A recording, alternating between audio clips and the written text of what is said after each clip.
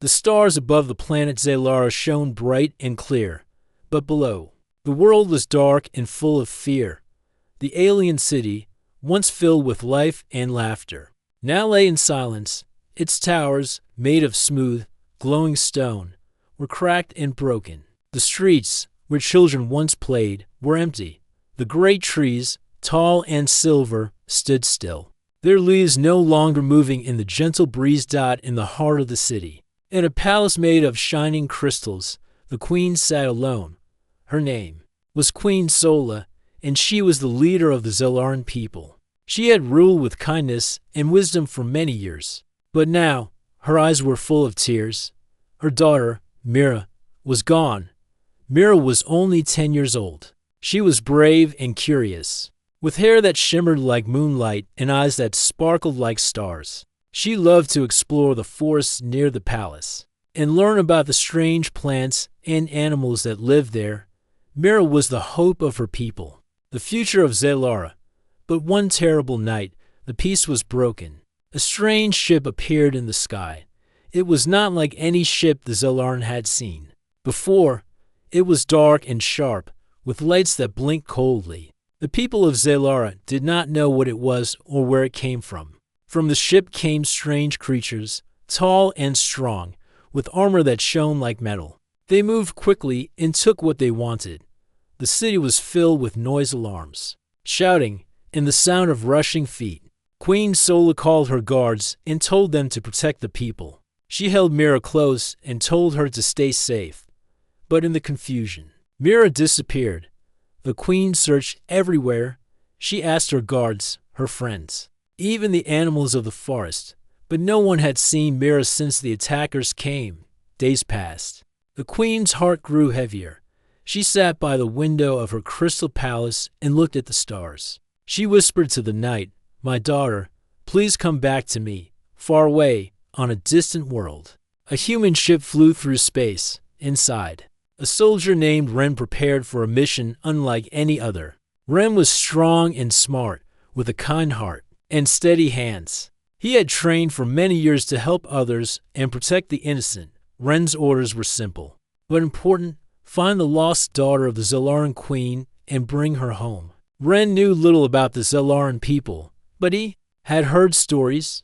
They were gentle and wise, and their planet was full of beauty. He also knew that helping them might mean making new friends and maybe even saving a life. As his ship approached Zalara, Ren looked out at the world below. He saw the broken city and the dark forests. He felt a deep sense of duty. This was not just a mission. It was a chance to do something good, something that might change the future. The ship landed quietly near the edge of the city. Ren stepped out, his boots touching the soft ground. The air smelled fresh but was mixed with sadness. He walked carefully, watching the quiet streets and broken buildings. Soon, he met a group of Zelaran survivors. They were cautious but not afraid. One of them, a tall woman with silver hair named Lyra, stepped forward. "We are glad you are here," Lyra said softly. "Our queen waits for her daughter. Will you help us?" Ren nodded. "I will do everything I can." Lyra led Ren to the palace. The gates were open but empty. Inside, the queen waited by a tall window, looking at the stars. Her face was tired but strong. Ren bowed respectfully. "Queen Sola, I am Ren, a human soldier sent to find your daughter." The queen's eyes filled with hope. "Thank you, Ren. Mira is all I have left. Please, bring her home." Ren promised to try. For the first time in many days, the queen smiled a little. Ren began his search by talking to the people of Zalara. They told him about strange sounds in the forest and lights that flickered near the mountains. Some had seen shadows moving quickly, but no one dared to go closer. Ren knew the forest was dangerous, but he did not hesitate. He prepared his gear and set out, following the clues. The trees in the forest were tall and strange, their leaves shining with soft light.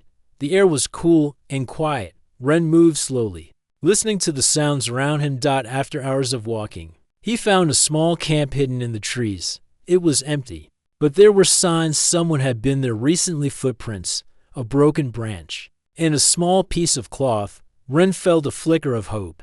Mira might be nearby. As night came, Ren made a small fire and rested. He thought about Mira and her mother and the pain they must feel. He whispered to the stars, "I will find her. I will bring her home." Suddenly, in the dark forest, a soft sound reached his ears, a voice calling quietly, almost like a song. Ren stood up quickly. "Hello?" He called softly. The voice stopped. Ren moved toward where the sound came from. Careful but hopeful. The forest was alive with mystery, but Ren was not afraid. He knew that somewhere out there, the lost daughter waited, and he would find her, no matter what. The soft voice in the forest faded away as quickly as it had come.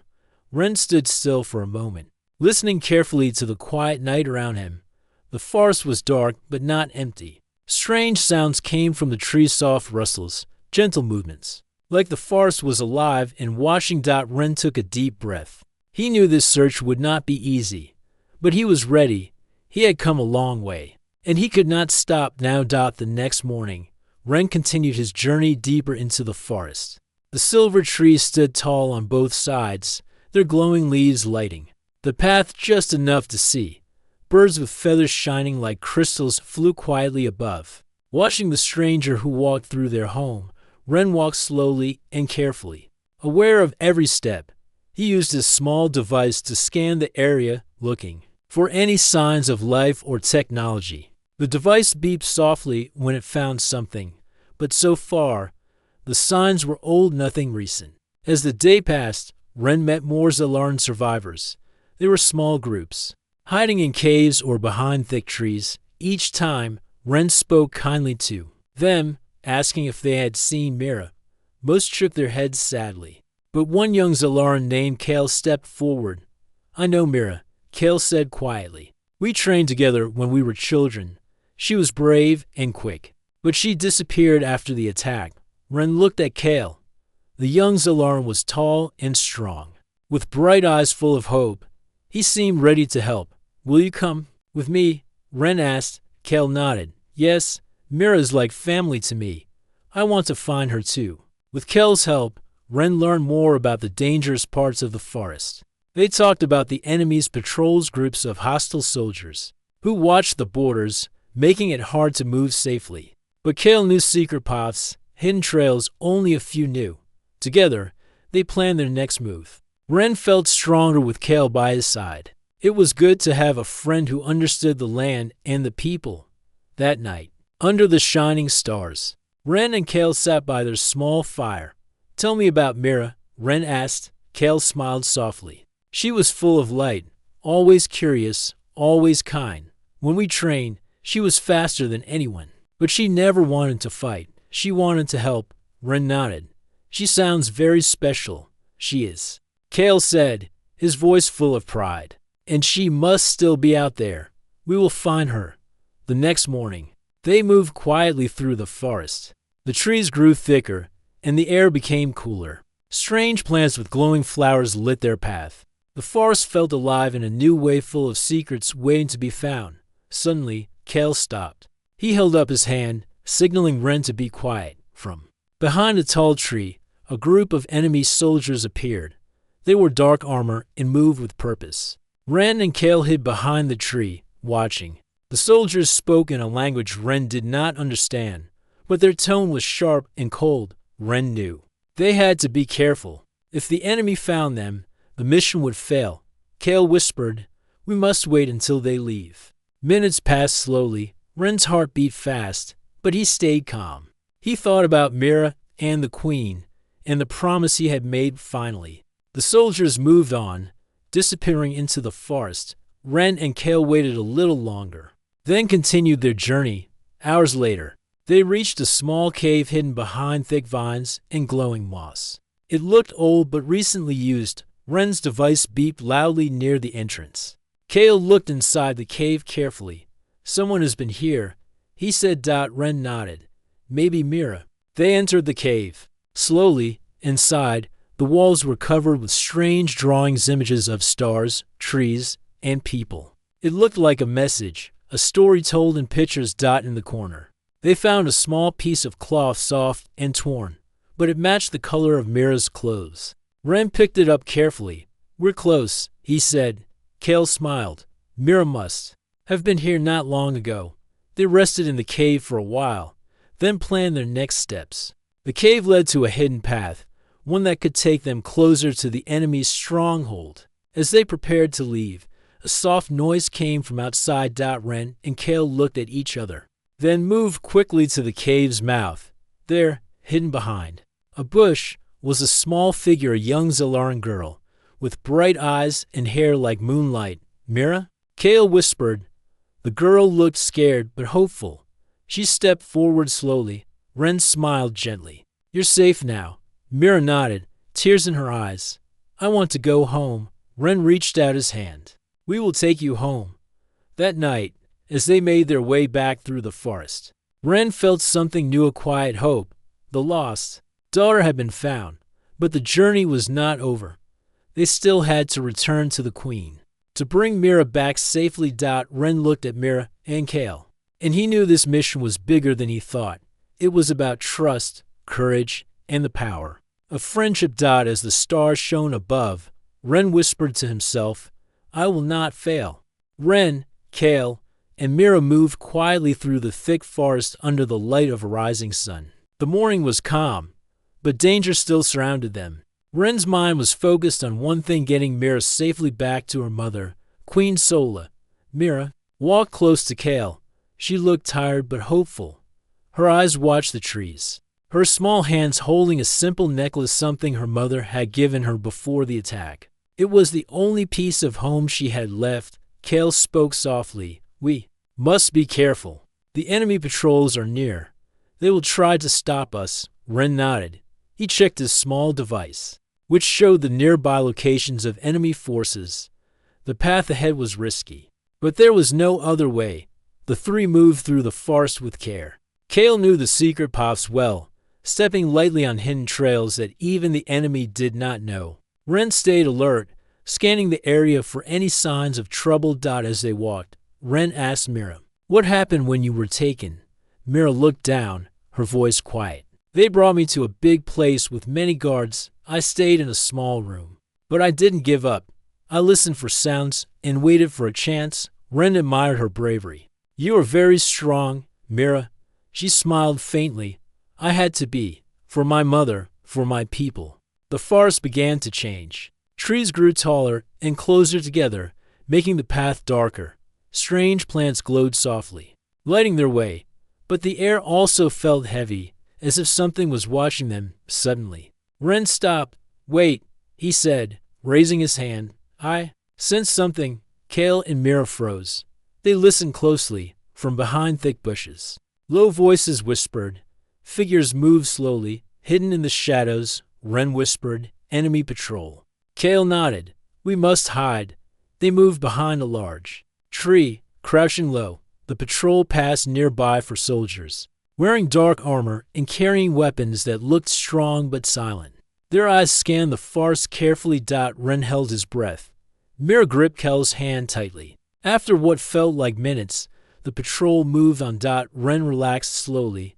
"We are lucky, but we cannot stay here long." Kale agreed. "Let's keep moving." They walked faster but carefully, knowing the patrols would return. Suddenly, Mira stopped. "I hear something," she said. Ren and Kale listened. From a distance, a soft humming sound came through the trees.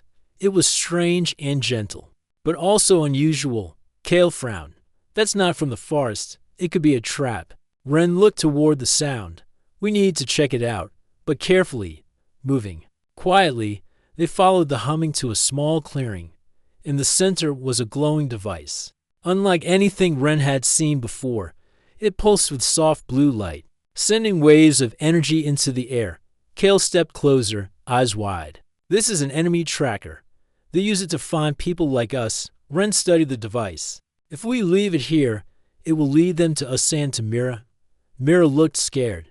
"Can we turn it off?" Ren nodded. "I'll try." He used his tools to examine the device. It was complex, but not impossible to stop. After a few tense moments, he managed to shut it down. The light faded, and the humming stopped. Kale smiled. "Good work." But Ren knew this was just one small victory dot as they prepared to leave the clearing. The ground suddenly shook. Earthquake, Mira asked, fear in her voice. No, Ren said, alert, something else. From the trees around them, giant robotic machines appeared. They were tall and strong, with many legs that moved quickly over the ground. Their eyes glowed red as they scanned the clearing. Ren and Kale moved. To protect Mira. We must run, Ren shouted. They dashed through the forest as the machines followed, their heavy steps shaking the earth. Ren used his training to lead them through narrow paths and hidden trails. Trying to lose the machines, Mira ran as fast as she could, her heart pounding, after a long chase. Ren found a small cave hidden under a thick tree. Inside, he called. They hurried inside and closed the entrance behind them just as the machines reached the spot. The machine stopped outside, scanning but unable to enter. Ren looked at Mira, catching his breath. You're safe for now. Mira nodded, tears in her eyes. Thank you. Kale peered outside. They will not give up easily. Ren knew they had to move again soon. But this moment of safety was important. That night, as they rested, Ren talked with Kale. These machines are more dangerous than I thought. Whoever sent them is watching us closely. Kale frowned. We must be even more careful. The enemy wants Mira. They know she is the key. Ren understood. Mira was not just a lost child. She was important, and many wanted to control her. Before sleep, Ren looked at Mira and whispered, You are stronger than you know. We will keep you safe. Mira smiled softly. I believe you. The stars outside shone brightly, lighting the dark forest dot. Ren knew the hunt was far from over. But he was ready to face whatever came next, because he was not just a soldier. He was a protector. And Mira's safe return was his mission no matter the danger. Ren studied the map he had taken from the human ship. It showed the enemy's stronghold and old fortress built into the mountains, on the far side of the forest. This was where Mira was likely being held before her escape. Returning there to rescue others or stop the enemy's plans would be dangerous, but important. Kale sat nearby, sharpening a small blade. We must find a way to get past the guards and the machines, he said quietly. The fortress is heavily guarded. Ren nodded. I have some tools that might help, but we'll need help from others, friends who know the land and the enemy. Mira looked up, her eyes bright with hope. Can we find more people who want to help? Ren smiled gently. Yes, Mira. We will not be alone. The three left the cave carefully, moving through the thick forest with quiet steps. They traveled for hours, following hidden paths Kale knew well.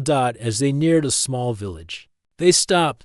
The village was almost empty, with broken houses and silent streets. But Ren could feel a presence, a watchful eye. Suddenly, a figure stepped out from behind a tree. It was a woman, tall and strong, with deep green eyes and hair like the forest itself. She carried a bow and a quiver of arrows on her back.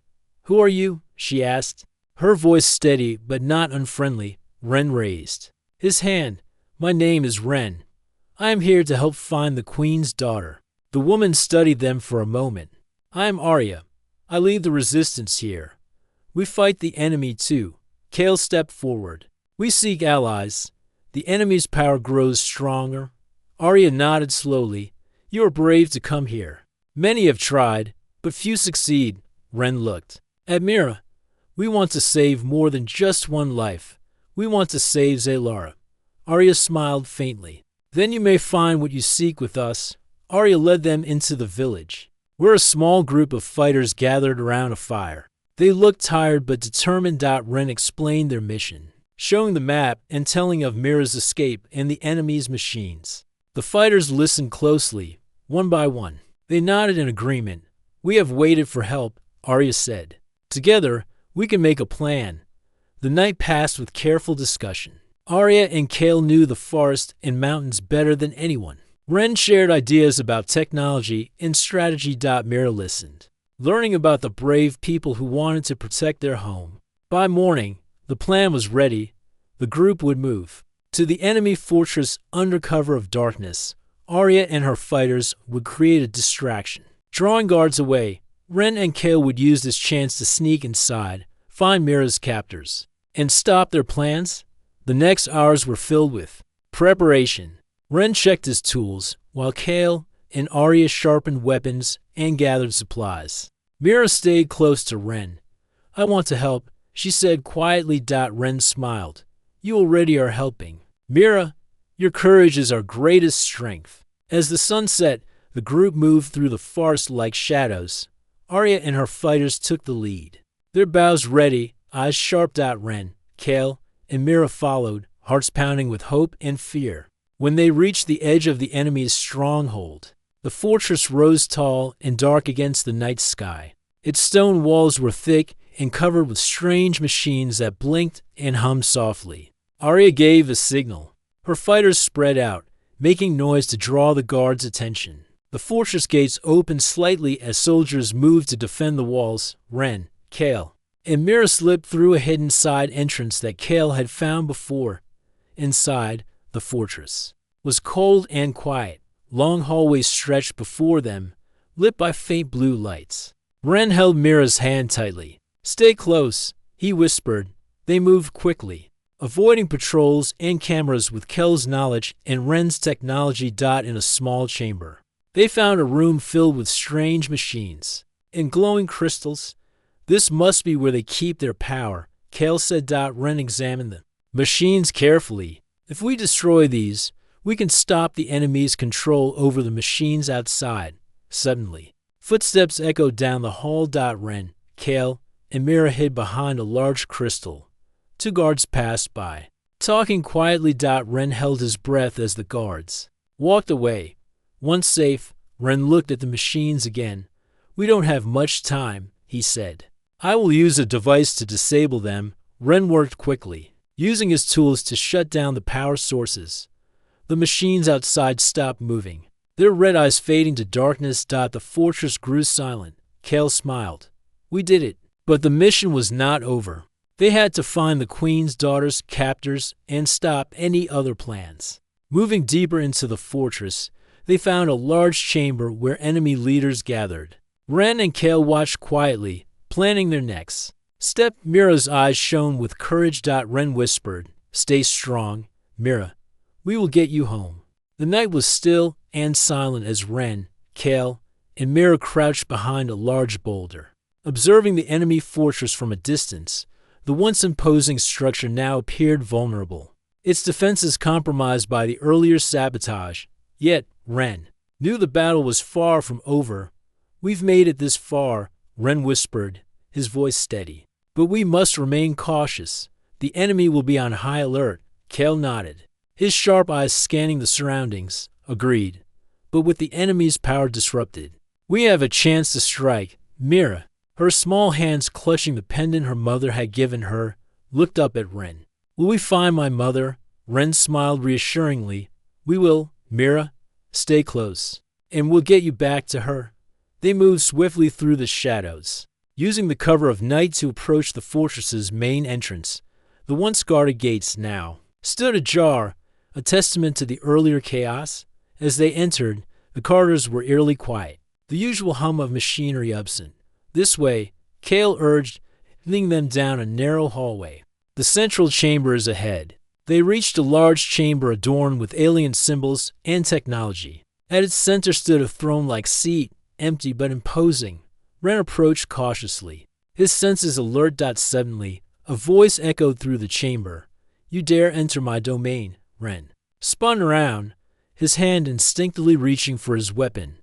Before him stood a tall, regal figure, an alien queen, her presence commanding and fierce.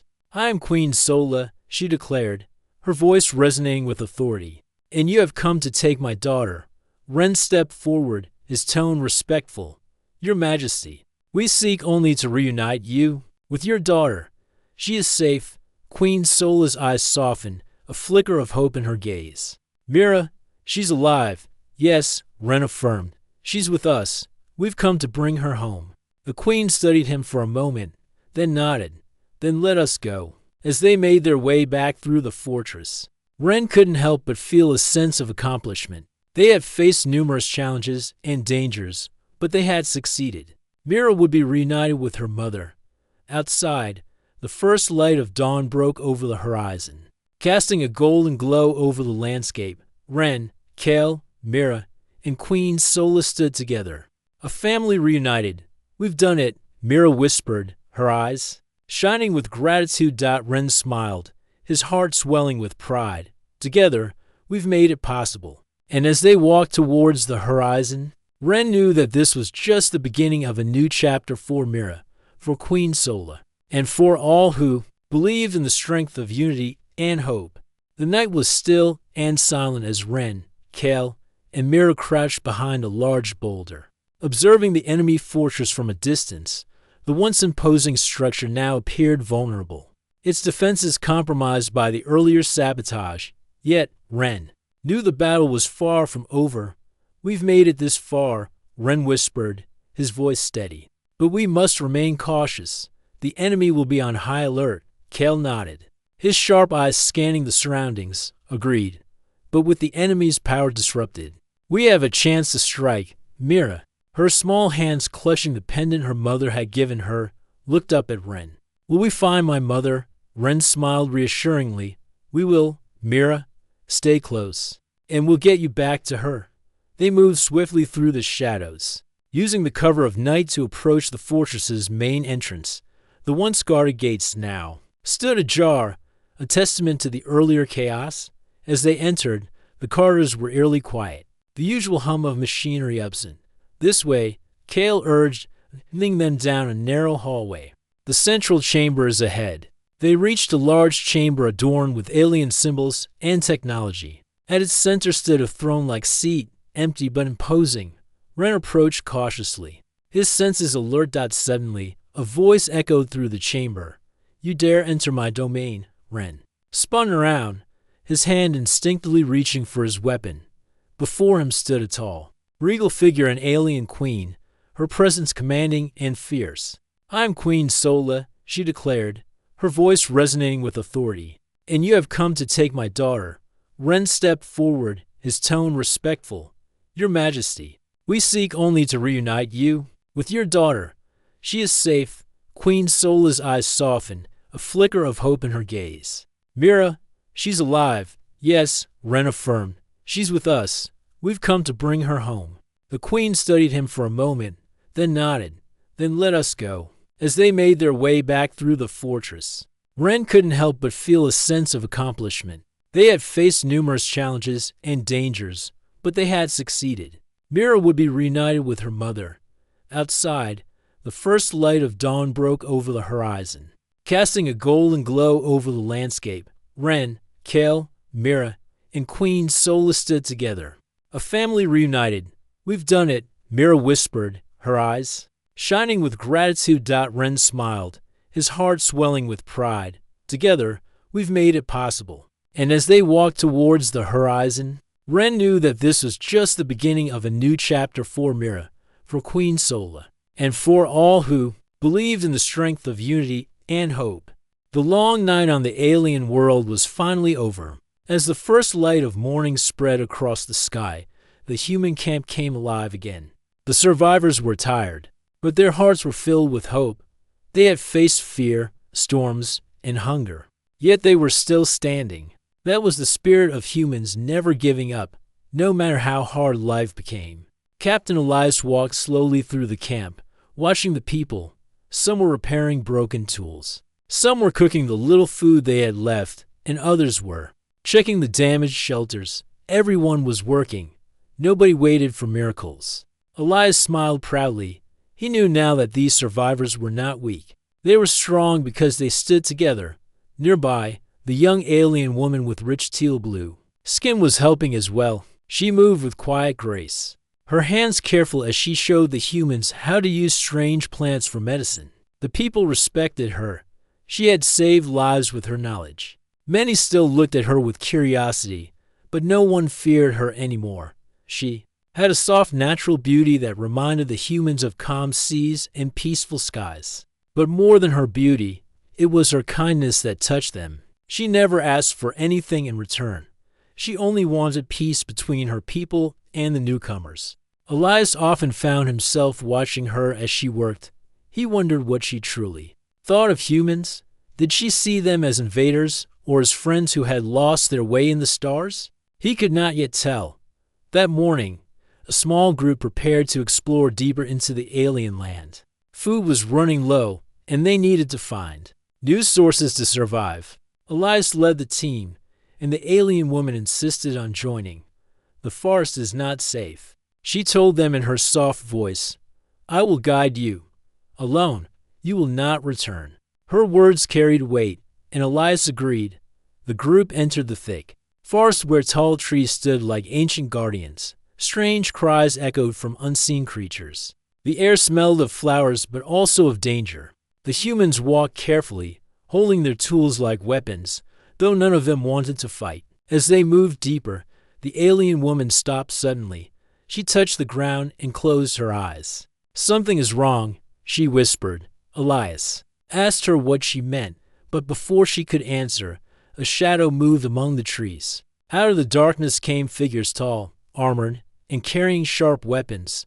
They were not friendly. Elias realized at once that these were not her people. They were another alien race, one that lived in secret in these forests.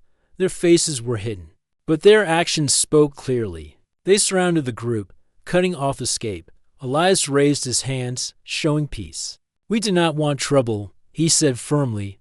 We only want to live. The strangers did not understand his words, but they understood movement, and when one of them pointed a weapon at the alien woman, Elias felt anger rise inside him. He stepped forward, putting himself between her and the danger. The tension grew heavy. For a long moment, no one moved. Then the alien woman stepped beside Elias. She spoke in her own language, her voice calm but strong. The strangers paused. Her words carried meaning, though the humans could not understand them. Finally, the strangers lowered their weapons slightly. They did not attack, but they did not leave either. It was a fragile balance. Elias looked around at his people. Fear was on their faces, but also courage. He realized then what made humans different from so many others. They were ready to fight for each other, even for someone not of their own kind. The alien woman spoke again, longer this time. Slowly, the strangers stepped back into the shadows. Within minutes, they were gone, leaving only silence behind.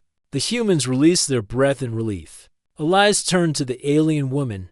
You saved us, he said quietly. She shook her head. No, you saved me. They saw how you stood in front of me. They saw your courage. That is why they chose not to fight. Her words surprised Elias. For the first time, he understood that trust was growing between them.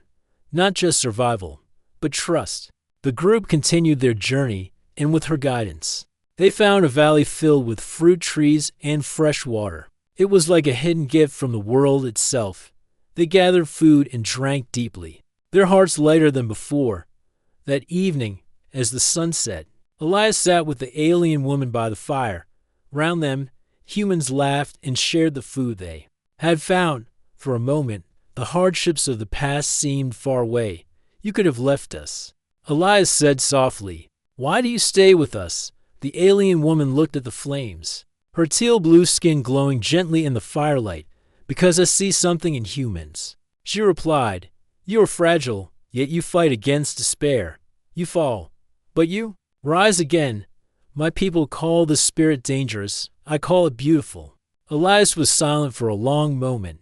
Then he smiled. Maybe one day, your people will see it too. She nodded, but her eyes were sad. That day will not be easy. There will be trials. There will be choices.